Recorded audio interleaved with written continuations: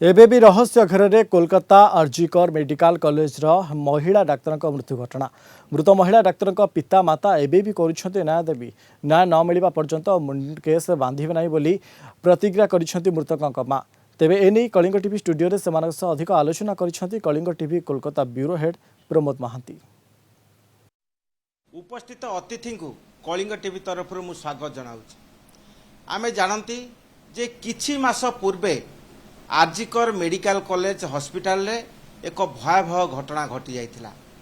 महिला डाक्तर को हत्या घटना केवल भारत वर्ष रे नुहे समग्र विश्व रे एक आलोड़न सृष्टि करथिला। किंतु परितापर विषय परवर्ती पर्याय रे न्याय मिलिछि एवं यहाकु नै विभिन्न प्रकार आंदोलन मध्य घटिछि। किंतु केतेक प्रश्न एबे भी अमीमांसित रहिथिबा परिलक्षित हुए। से अभयांक पिता माता आम निकट उपस्थित अछंती एवं आमे देखियो पाइछंती जे एई घटना को से माने जेउ भावे प्रतिवाद कले कार्यत समग्र विश्व तांको सैल्यूट जणाइछि। किंतु से माने न्याय पाइछंती कि न पाइछंती ता परवर्ती पर्याय रे जणा पड़िबो। एई विषय रे जणको दोषी साब्यस्त करिछि एवं आजीवन कारादंड रे दंडित मध्य करिछि। आमे पचारिबा जे यही अभयांक जनक जननी निकट में मु प्रथमे तांको पितांक पाखु जीवी। सर आपण कहतु यही जो आपणकर आंदोलन यही जे घटना घटेगाल समग्र विश्व यही घटना जने म्रियमाण होइछे एवं न्याय पाওয়ার जने कार्यता आपनाके समर्थन जोगिয়েছে। আপনি বলুন এই যে কেস এখন কি কোন স্থিতিতে আছে? সবার প্রথমে কলিঙ্গ টিভির যারা পরিচালনা করছেন তাদের সবাইকে ধন্যবাদ জানাচ্ছি এবং সমস্ত উড়িষ্যাবাসীকে আমার নমস্কার শ্রদ্ধা জানিয়ে আমি আমার এই মেয়ের যে হত্যাকাণ্ড ঘটেছিল সে সম্বন্ধে এখন কি পরিস্থিতি আছে সেটা আলোচনা করছি। এখন আমরা হাইকোর্টে একটা রিট পিটিশন করেছিলাম, যেটা লোয়ার কোর্টে বিচার একটা হয়েছে, সে বিচারটা সঠিক বিচার হয়নি এবং আমাদের অনেক কিছু প্রশ্নের উত্তর আমরা এখনো পাইনি। আগে সিবিআই তদন্তভার নিয়েছিল 13ই আগস্ট, আপনারা সবাই জানেন, এবং কলকাতা পুলিশ যে কেস ডায়েরি ছিল হাইকোর্ট কলকাতা পুলিশকে এতটুকু বিশ্বাস করেনি এবং কলকাতা পুলিশকে বলেছে যে আপনার কেস ডায়েরি কোর্টের মধ্যেই হস্তান্তর করতে হবে সিবিআইকে এবং সমস্ত ডকুমেন্টস যা আছে এই মামলায় সমস্ত কিছু হাইকোর্টের ভেতরে সিবিআইকে হস্তান্তর করতে হবে। সেই অনুযায়ী সিবিআই সমস্ত হস্তান্তর করে। কিন্তু পরবর্তীকালে দেখা যায় এই সিবিআই তদন্ত করতে নেমে 3 মাস পরে 90 দিন পরে সিবিআই হাতে নেওয়ার 56 দিন পরে সঞ্জয় রায় বলে একজনের বিরুদ্ধে চার্জশিট জমা দেয়।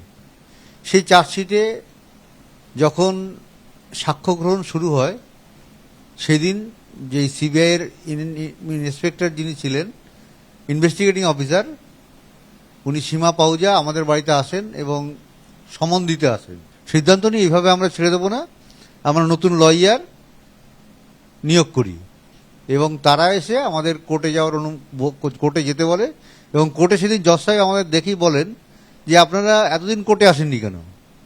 তখন আমরা যা বলার বলি কোর্টকে।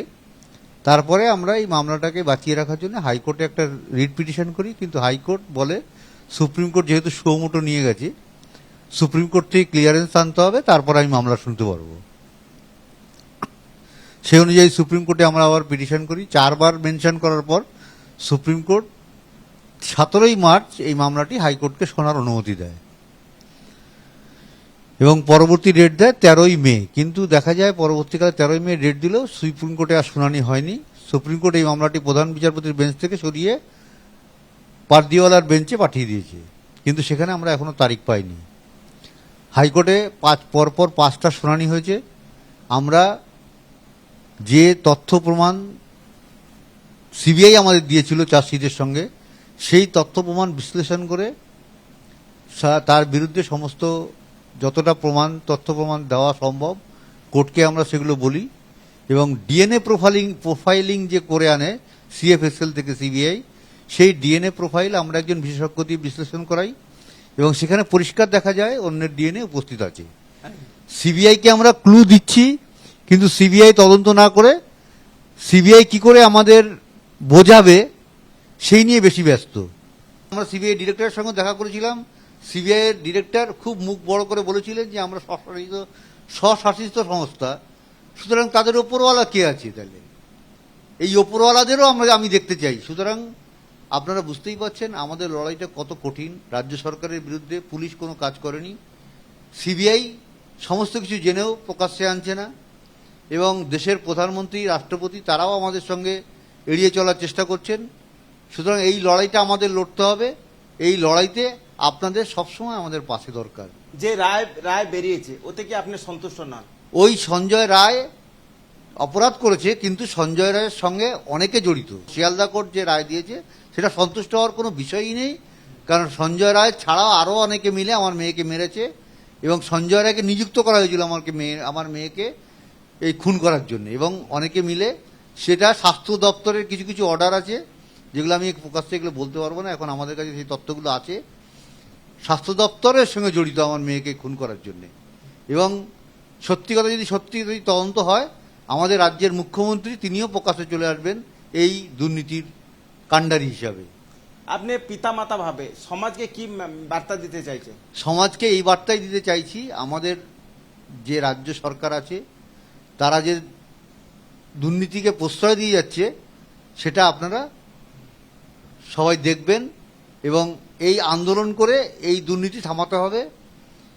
এবং উড়িষ্যাবাসীর কাছে বলবো, কেন্দ্রীয় সরকার যেরকম আমাদের অবহেলা করছে, আমাদের ভারতের নাগরিক মনে করছে কিনা আমাদের এখন সেটাও সন্দেহ হচ্ছে। সেটা যাতে আমরা ভারতের নাগরিকত্ব অভয়াঙ্ক মাଙ୍କ পাখକୁ ଯିବି। মা ଆପଣ କୁହନ୍ତୁ যে ঘটনা ঘটে গেছে, আমরা দেখেছি যে আন্দোলন সময়ে যখন ঘটনা শিয়ালদা আদালতে যখন যাচ্ছিল তখন আপনার পরিস্থিতি আমরা দেখেছি, আপনি কিরকম প্রতিবাদ ছিলেন, কিরকম হৃদয় বিদারক আপনার হচ্ছিল। আমরা এখন দেখছি যে আপনি মাথার চুল এখনো বাঁধছেন না, এর নেপথ্যে কি মেসেজ দিতে চাইছেন? আমি আমার মেয়ের কাছে প্রতিজ্ঞাবদ্ধ। যখন 10:53 আমাদের বাড়িতে প্রথম ফোন কল এসেছিল আপনার মেয়ে অসুস্থ, তারপরে ফোন কল এসেছিল আপনার মেয়ে হয়তো সুইসাইড করেছে, তাড়াতাড়ি আপনারা আসুন। কিন্তু তাড়াতাড়ি ডেকে নিয়ে যাওয়া সত্ত্বেও 3.5 ঘন্টা আমাদের ওখানেই বসিয়ে রাখা হয়েছিল। ওর বাবাকে এক জায়গায়, আমাকে এক জায়গায়, আলাদা আলাদাভাবে বসিয়ে রাখা হয়েছিল। আমি পুলিশের পায়ে ধরে কেঁদেও আমাদের মেয়ের মুখটা দেখতে দেয়নি। তখন মেয়ের মুখটা দেখে আমি তো তাকাতেই পারিনি, এবং ওর এত সুন্দর চুল ছিল, চুলগুলো কিছুটা ছিঁড়ে সামনে ফেলা ছিল।